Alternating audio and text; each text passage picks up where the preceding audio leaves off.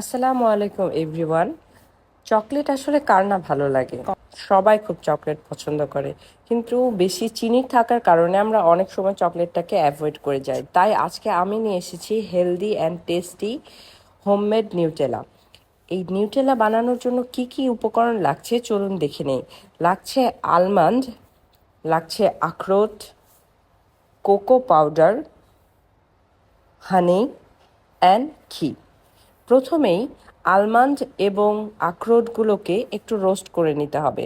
আমি এয়ার ফ্রায়ারে এগুলোকে 120 ফারেনহাইটে 10 মিনিটসের মতো রোস্ট করে নিয়েছি। আপনারা চাইলে এটাকে কোনো প্যানেও করে নিতে পারেন। জাস্ট খেয়াল রাখতে হবে বাদাম আর আখরোটগুলো যেন পুড়ে না যায়। আমার আখরোট এবং বাদাম পুরো রোস্টেড হয়ে গেছে। তারপরে এই দুটোকে আমি ব্লেন্ডারে দিয়ে দিলাম এবং আমি বাকি উপকরণ মিক্স করার আগে আখরোট এবং বাদামটাকে গুঁড়ো করে নেই ভালো করে। তারপরে কোকো পাউডার, হানি এবং ঘি দিয়ে আবার খুব ভালোভাবে ব্লেন্ড করতে হবে। আপনারা চাইলে ফুড প্রসেসর ইউজ করলে পুরো প্রসেসটা আরও অনেক ইজি হয়ে যায়, বাট আমি এটা পুরোটা ব্লেন্ডারে করছিলাম।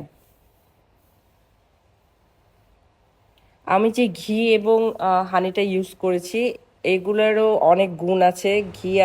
ঘি আসলে আমাদের হজমে দারুণ সহায়ক। তাছাড়া কোকো পাউডার আমাদের মন ভালো করে দেয়, আর বাদাম আর আখরোটের ব্রেনের জন্য খুবই ভালো এক ধরনের পুষ্টি দেয়।